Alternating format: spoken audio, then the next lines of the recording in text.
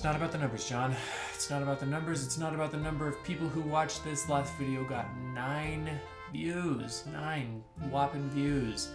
And it's not about the numbers. Hey, what's up? My name is John Bonjour. I am a comic book artist and film enthusiast. And here are all the movies and shows that I watched in March of 2026. Starting with the second viewing of The Secret Agent. I left you on a cliffhanger last time. I did not love it the first time I watched it. I was very tired and a little bit under an influence of an alcohol, and I was not a big fan. I think a lot of it really went over my head. In this second viewing, everything really locked into place, and it all made a lot more sense, and this movie kind of rules. It's really intricate and well crafted. It's specific and strange. It doesn't really operate in the same way that pretty much any other movie would operate. I talked about this in a video for the Why It Should Win Best Picture series that I did, and I don't really want to talk about it anymore, so there we go. The Secret Agent, very good movie, didn't like it the first time. I then watched The Running Man, Edgar Wright's newest movie, a movie I missed in theaters for several reasons. I just got really busy. I wanted to see it, and now I've seen it. I own it on 4K, and I think it's really fun. I think it's very, very fun. There is an element of this movie that I think could have been a little stronger. I think a lot of the like characterization of our main character being this super angry guy didn't really play for me. Didn't make a lot of sense. Didn't really work almost at all. But I think generally speaking, the movie for what it is very fun. And I think expecting it to be, I say this all the time, expecting a movie to be something that it isn't is just a recipe for not liking a movie that you could really like. So in this case, I thought this was going to be a little bit more biting. I thought the satire was going to be a little bit stronger, and it wasn't necessarily, but I liked how angry this movie was, and I know that that kind of goes against what I was saying about the characterization. The character himself does not read as angry to me, but the movie reads as very angry, and I think that's really fun. Then I watched Transformers 1. It's the animated Transformers movie that everybody said is really, really good, and it's pretty good. It's pretty good. I kind of bashed this movie in my CGI characters video, and I sort of stand by what I said in the sense that, like, hiring this many A-list actors for an animated movie, why? You know, why do it? Like, this is a very, very good movie, and I think all of the actors do an okay job, okay to good. But it also is like, you didn't need a Hemsworth in this. You really didn't. And it is a little bit distracting to have him be there. This is a weird case of that where I did really like the movie. And also it's frustrating that no voice actors, maybe not no, but not enough voice actors got the work for this kind of movie. Maybe there's something to be said for the box office appeal, but clearly there isn't because this movie didn't make very much money, even though I do think it is very good. And if they made another one of these, I would totally watch it. It doesn't fall into the same, like the Teenage Mutant Ninja Turtles that they just put out. That, to me, is a movie that I will die on the hill of. This is not one of those. Transformers 1, solid. I liked it.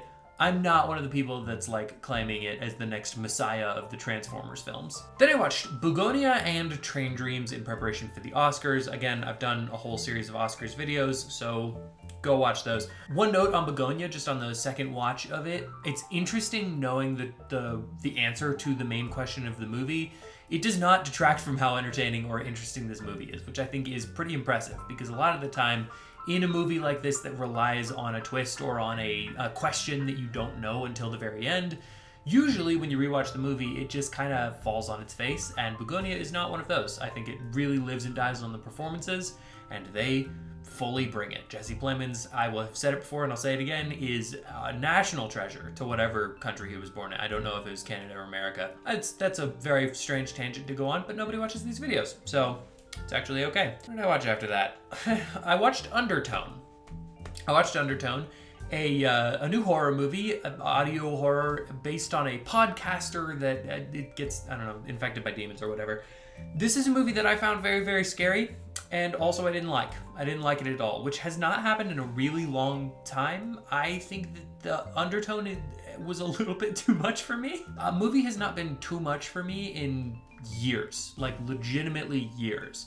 And this was one that I don't know if it was the day I was watching it. I don't know if it was the vibe I was in. Whatever the reason, this is just a movie that I fully see the value in. I think from a technical standpoint, it was just phenomenal. I mean, like, the sound design on this movie is crazy. I think it's very impressive, and I will never be watching it again. As a podcaster myself, I keep an eye on these kinds of things in the rare occasion that they come up, and this is a really bad podcast that they're making. Like, it's bad from a content level, but also in this movie, it's like they record for 10 or 15 minutes and then they're like, okay, we got to take a break. I'll see you next week. Also, episodes come out weekly. And you're like, are they 10-minute episodes? Or do you have a backlog? Like, what is happening? Which I could see if they were like, we do it in season batches.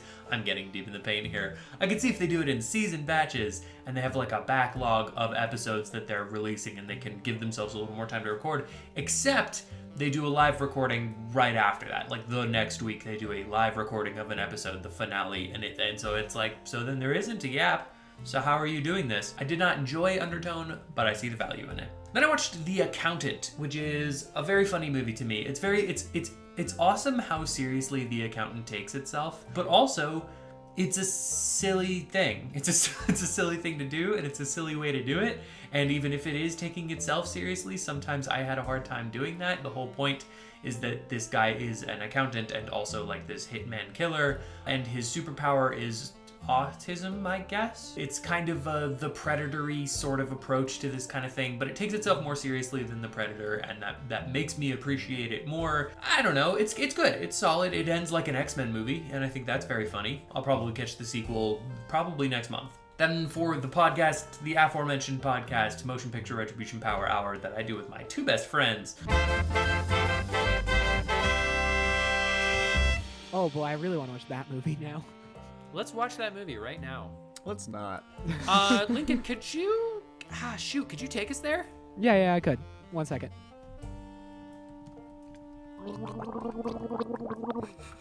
Okay, Jones. Okay, I'm ready. Just whenever's a good time for you. You're funny, 'cause maybe now this podcast will be good. Hey. Not bad, not bad. Not bad, not worth it.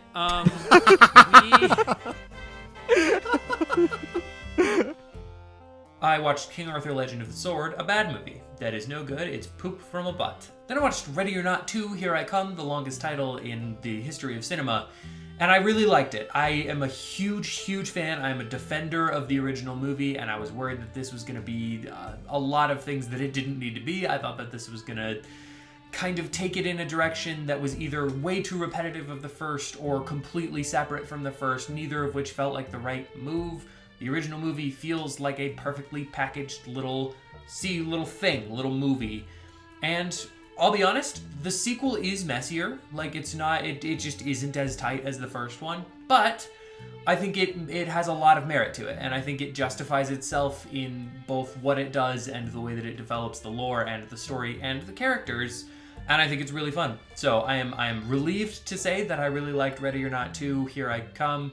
This is just the House of Tangents today.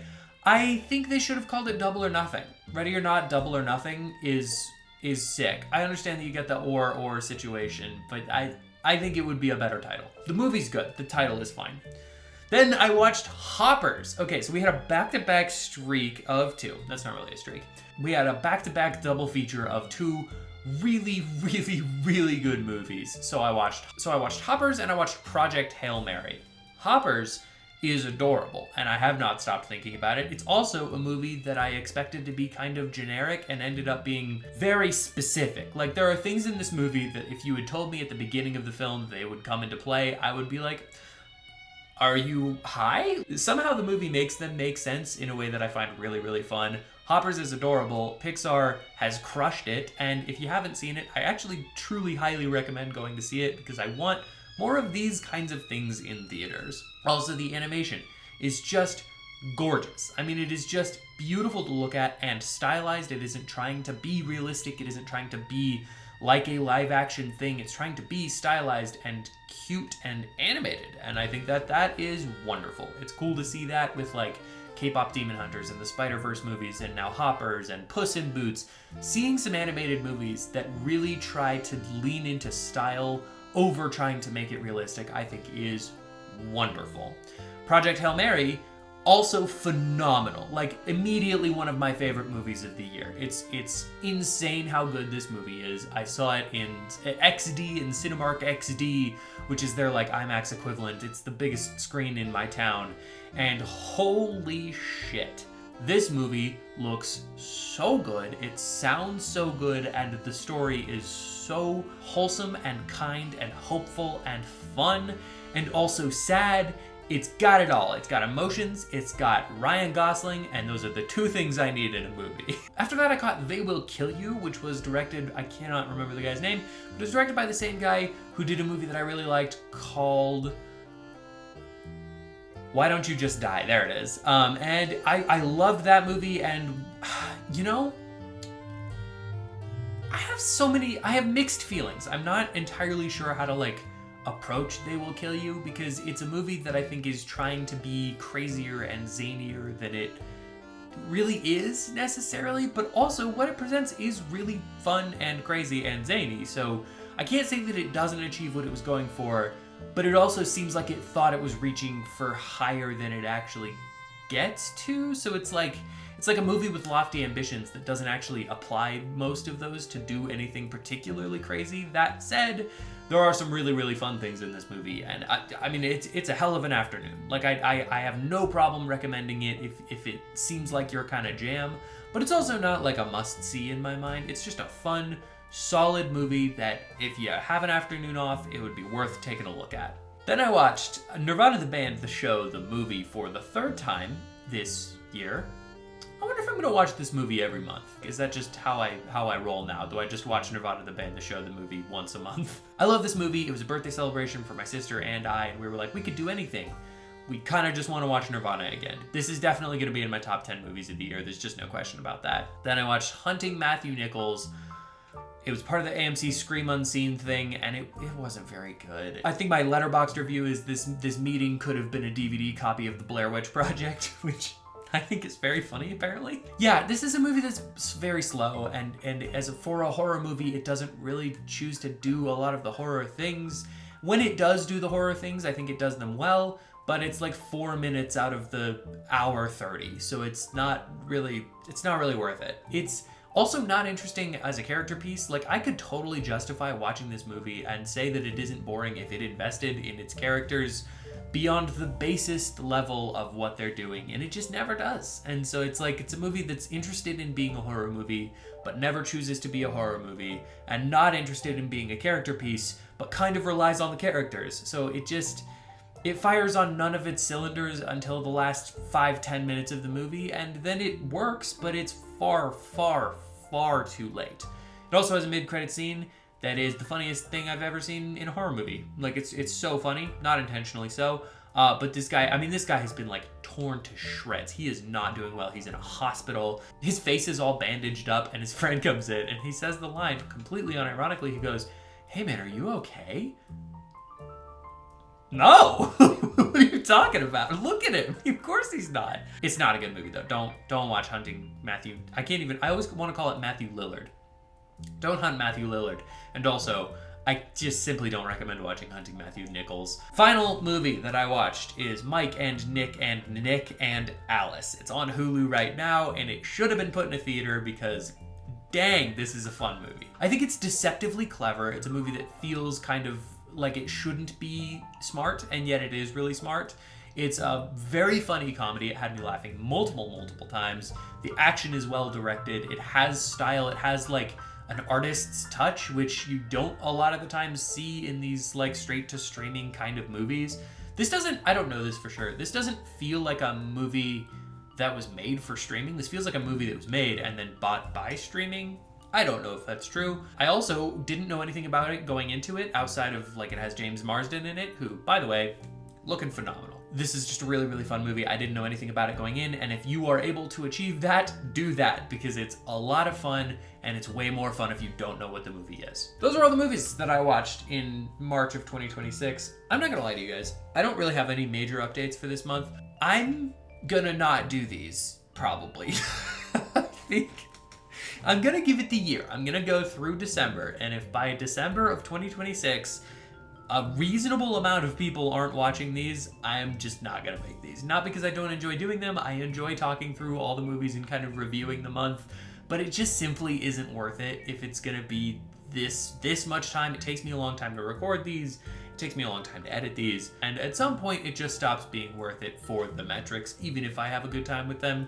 If you do want these to keep happening, all 9 of you, send this to someone, make people watch these, because it's okay. Like, I'm also okay to not do them. I'm willing to give them the year, and then if that just doesn't work, it doesn't work. You know, that's the whole thing with YouTube, is you have to just kind of try stuff, and sometimes it works and sometimes it doesn't, and I'm okay with that. I'm totally good with that. I think I just passed 500 subscribers, so that's really cool. Actually, shout out Maddie, my coworker Maddie, coworker and friend, please, Maddie, who just took us over the 500 mark, which is pretty rad. So thanks for all of you being here. March is going well. I'm excited for April. We've got a lot of good movies coming out. Thanks so much for watching this video and checking out my channel. If you'd like to hear more of my thoughts on movies, comics, TV shows, anything of the like, hit the like button and the subscribe, and comment down below what you'd like me to review next, or do none of those things, because I am not your dad.